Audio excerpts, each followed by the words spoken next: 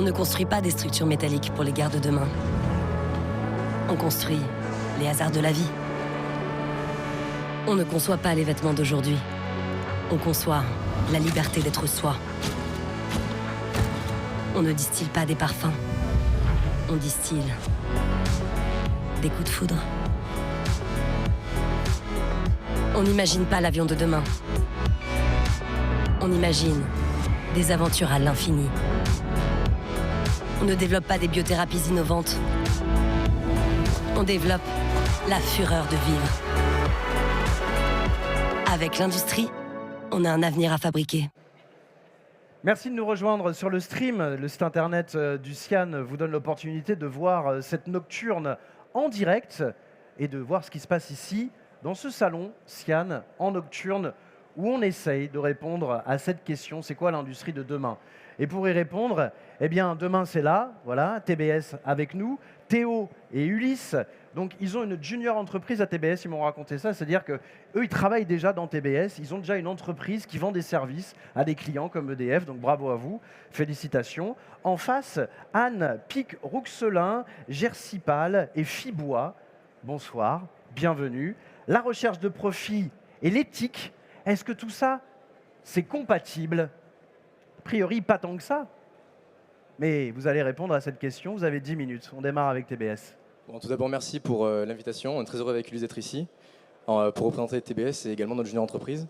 On va commencer rapidement parce qu'on a très peu de temps, si j'ai bien compris, 10 minutes. La première question, c'était un peu la suite de ce qui a été évoqué sur le premier battle. C'était les questions liées aux jeunes talents, la recherche de talents. On sait qu'on est quand même sur une filière donc, du bois, peu connue aujourd'hui de ces jeunes talents-là, notamment des commerciaux comme nous avec Ulysse. Je voulais savoir comment est-ce qu'on fait dans les filières du bois pour ramener vers nous, ramener vers cette filière-là, ces jeunes talents. Très bonne question. Très bonne question, très bonne entrée. Donc, je remercie également. Je suis contente de pouvoir représenter la filière bois, qui est souvent, on ne pense pas forcément à elle quand on parle d'industrie. Et donc, c'est pour ça que je vais vous répondre par rapport à ça, justement. Attirer les jeunes talents, je pense que dans l'industrie du bois, on innove aussi tous les jours. Et on amène aussi notre pierre à l'édifice sur la partie environnementale également, écologique et prélèvement de la ressource. Donc, je pense que chacun a sa pierre à l'édifice à amener et de pouvoir également convier les jeunes générations à pouvoir changer des choses et changer l'état d'esprit avec des choses qui sont déjà édictées. C'est aussi un grand pas et donc on accueille avec bienveillance ces jeunes talents pour pouvoir en fait être à nos côtés pour développer la filière industrie bois. Voilà. Donc voilà, si vous avez envie de rejoindre la filière bois, vous savez à qui vous adresser. Bonsoir, merci de me recevoir également. Ma question, elle est dans la continuité de celle de Théo. L'industrie, et encore plus l'industrie du bois, c'est des femmes et des hommes. Quels sont vos objectifs en termes de développement humain dans cette filière, vous, dans votre vie de tous les jours de chef d'entreprise? Et comment est-ce que vous mesurez cet avancement toujours au quotidien? Donc, par rapport à cette question, c'est une vaste question également. Donc, comme je le disais précédemment, l'idée, c'est de pouvoir maintenir ces investissements dans le bois. Voilà, on a des grosses machines, on est sur de l'industrie lourde. Il est essentiel de pouvoir investir régulièrement. Donc, on gardera, même si on va sur une automatisation, comme ce qui était justement... les idées annoncées, présentées précédemment par le CESI. On a effectivement l'avenir, on le voit bien sur le salon, c'est la robotique, l'automatisme.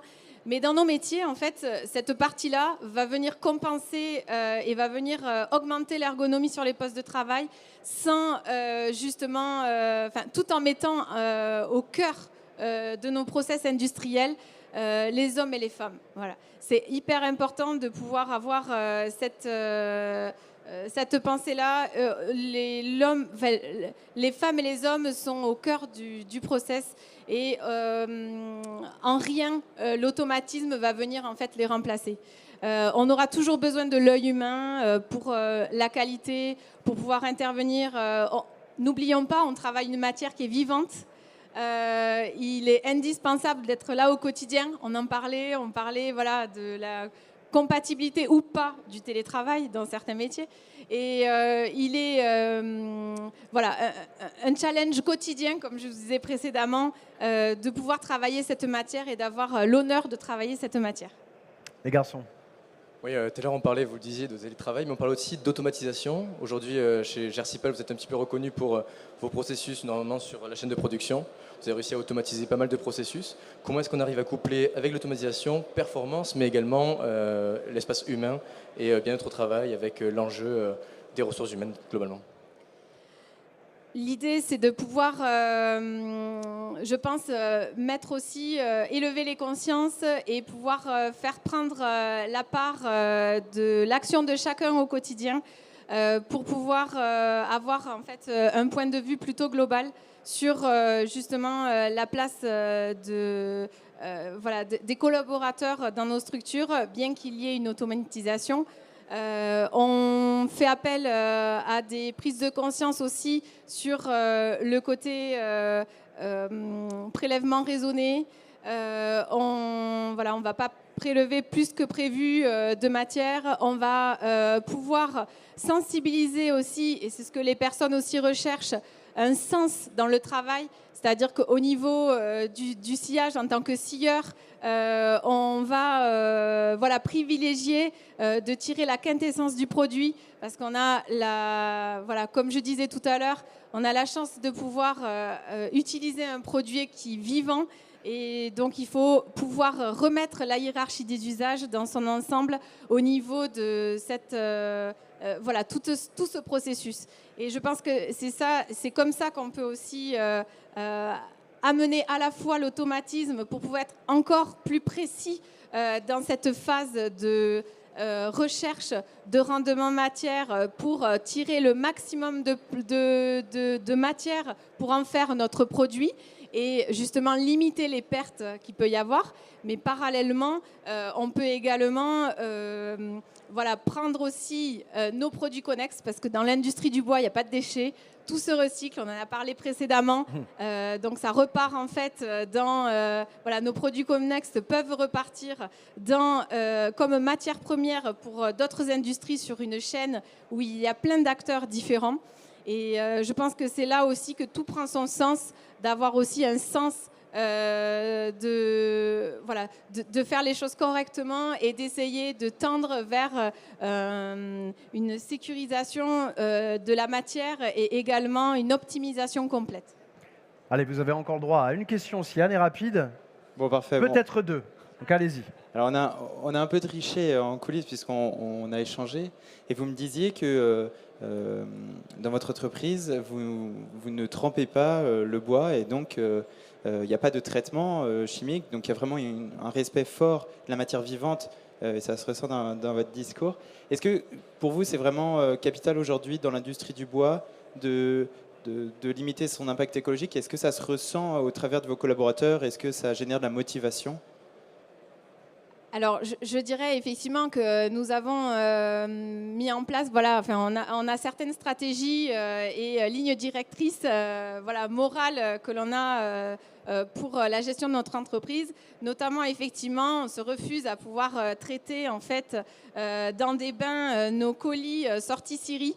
Voilà, je pense qu'il faut élever les consciences, mais aussi au niveau des utilisateurs. Nous, nos clients finaux, on est fabricants de palettes, donc c'est les industriels. Et ces industriels ont également des clients finaux, voilà, enfin, des clients qui vont en fait pouvoir distribuer l'ensemble des produits. Et c'est là où, quand on pose les différents éléments, on se dit, on est en train de vouloir traiter un bois, parce que on utilise une essence en particulier, c'est le résineux et ça peut arriver du pain maritime notamment, où il y a un champignon bleu qui colore légèrement la palette, mais qui n'altère en rien la résistance mécanique. Moult études ont pu le trouver et le prouver. Et donc, en fait, dans la palette, c'est uniquement qu'un désordre esthétique. Donc là, on se rend compte qu'on a besoin d'une palette qui soit absolument toute blanche, impeccable, uniquement pour se dire c'est une très belle palette, mais à quoi bon pour traiter un produit et on ne va faire en plus que retarder l'apparition du champignon. Donc, trouvant que le jeu ne vaut pas forcément la chandelle, on a voulu en fait ne pas mettre ce système de trempage dans notre scierie. Et, Vous avez dit de faire court, Anne. Voilà. Mais sur des sujets quand je suis lancée. Dernière question, en 1 minute, on termine. On essaie d'être synthétique. Être rapide. J'aime bien les chiffres, je trouve que ça permet de mettre en perspective et visualiser. Alors, en 1965, c'était à peu près 15 000 acteurs dans le secteur du bois. Aujourd'hui, c'est 1000 acteurs en 2023. Qu'est-ce qu'on fait pour redynamiser le secteur ? Alors effectivement, c'est ce que je leur ai dit tout à l'heure. Ne perdons pas de vue que, effectivement, à l'époque, voilà, on avait beaucoup de scieries de multiples tailles et on assiste en fait, on ne réduit pas forcément le prélèvement qui doit être nécessaire pour pouvoir régénérer la forêt. C'est important aussi de le dire. Et on a trop tendance en fait à confondre prélèvement en France et déforestation de l'Amazonie. Mais parallèlement, donc on arrive à 1000 scieries de projection en 2025. Donc l'idée, c'est investir dans l'industrialisation. On va observer des phénomènes de concentration. Donc c'est pour pouvoir être toujours là demain et après-demain. On est sur un marché très concurrentiel. Avec des concurrences. Vous avez compris, les garçons. Si vous avez déjà un petit peu d'argent, il faut investir. C'est terminé, Anne. Voilà, on a bien compris en tout cas que voilà, il fallait investir. Tu voulais rajouter quelque chose ? Et acheter des palettes françaises, si j'ai bien compris, pour tous nos industriels exactement. qui sont là. Et c'est bientôt Noël, on achète des jouets en bois, hein, on va le dire comme ça. Merci beaucoup à TBS d'avoir été concis et à Anne Pic-Rouxelin, Gersipal Fibois, la battle numéro 3 avec les anciens de l'UIMM. C'est juste après ça.